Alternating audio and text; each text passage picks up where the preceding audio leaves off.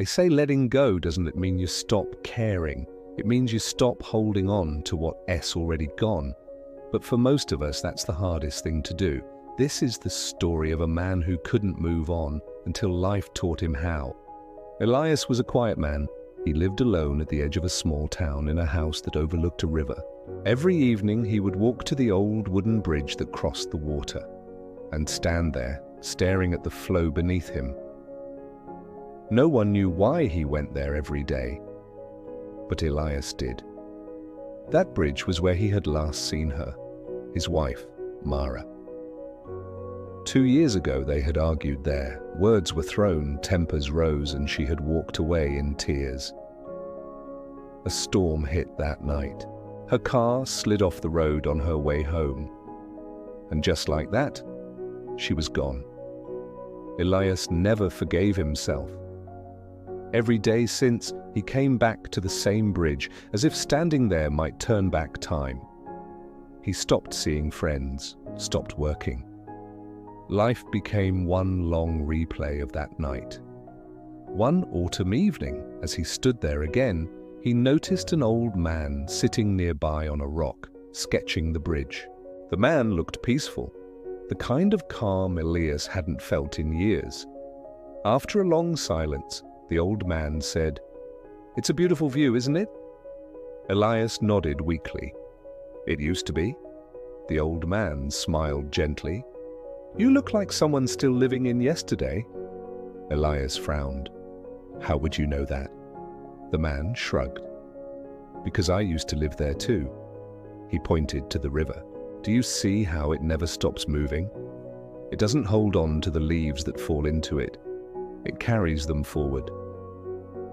Elias looked at the water, calm, endless, forgiving.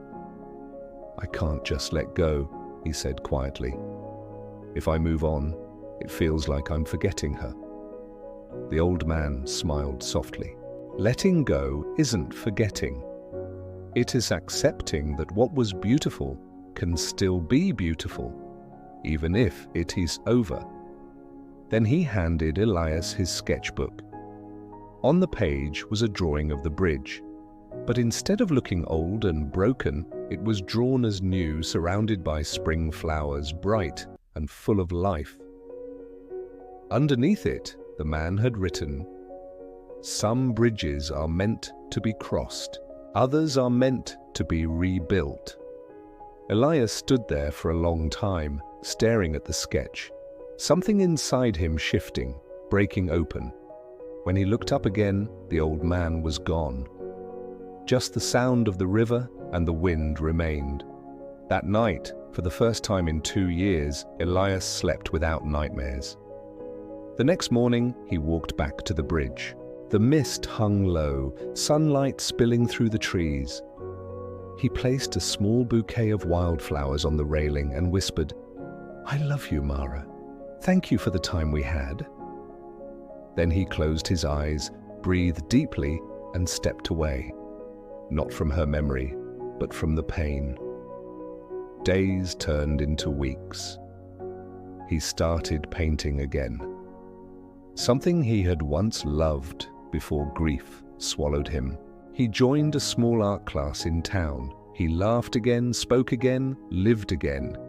And every time he painted, a small signature appeared in the corner of his canvas, for M.